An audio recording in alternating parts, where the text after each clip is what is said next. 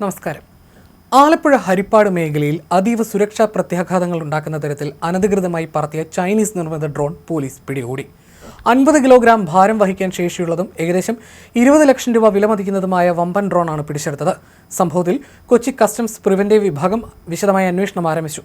ആലപ്പുഴ ജില്ലാ പോലീസ് മേധാവിക്ക് ലഭിച്ച രഹസ്യ വിവരത്തിന്റെ അടിസ്ഥാനത്തിൽ ഹരിപ്പാട് SHOയുടെ നേതൃത്വത്തിലുള്ള സംഘമാണ് ഡ്രോൺ പറത്തുന്നതിനിടെ കസ്റ്റഡിയിലെടുത്തത്. പ്രാഥമിക പരിശോധനയിൽ തന്നെ ഇത് നിയമവിരുദ്ധമായി രാജ്യത്തേക്ക് കടത്തിയതാണെന്ന് ബോധ്യപ്പെട്ടതിനെ തുടർന്ന് കൂടുതൽ പരിശോധനകൾക്കായി കൊച്ചി കസ്റ്റംസ് പ്രിവന്റീവ് വിഭാഗത്തിന് കൈമാറുകയായിരുന്നു. കസ്റ്റംസ് ഉദ്യോഗസ്ഥർ നടത്തിയ വിശദമായ പരിശോധനയിലാണ് ഡ്രോണിന്റെ സാങ്കേതിക വിവരങ്ങളും നിയമവിരുദ്ധമായ ഇറക്കുമതിയും സ്ഥിരീകരിച്ചത്. 1962 കസ്റ്റംസ് നിയമപ്രകാരം ഇന്ത്യയിൽ ഇറക്കുമതി ചെയ്യുന്നതിനും കൈവശം വെക്കുന്നതിനും കർശന നിരോധനമുള്ള വിഭാഗത്തിൽപ്പെട്ട ചൈനീസ് നിർമ്മിത ഡ്രോണാണിത്.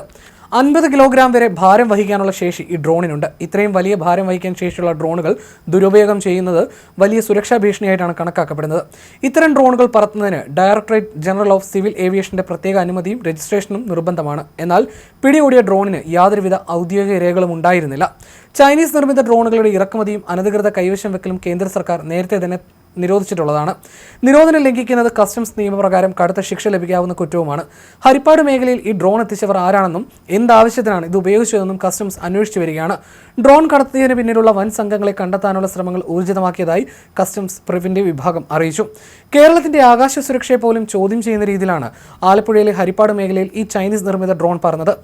സാധാരണക്കാരെ അത്ഭുതപ്പെടുത്തുന്ന വലിപ്പമുള്ള ഏകദേശം 20 ലക്ഷം രൂപ വിലമതിക്കുന്ന ഈ ഡ്രോൺ അധികൃതരെ ഞെട്ടിച്ചിരിക്കുകയാണ്. കേന്ദ്ര സർക്കാർ കർശനമായി നിരോധിച്ച ഈ വിദേശ നിർമ്മിത യന്ത്രം എങ്ങനെ കേരളത്തിലെത്തി എന്നതാണ് പ്രധാന ചോദ്യം. ഇതിനു പിന്നിൽ പ്രവർത്തിച്ച ദേശവിരുദ്ധ ശക്തികൾ ആരെങ്കിലും ഉണ്ടോ എന്നതടക്കം അന്വേഷിച്ചു വരികയാണ്.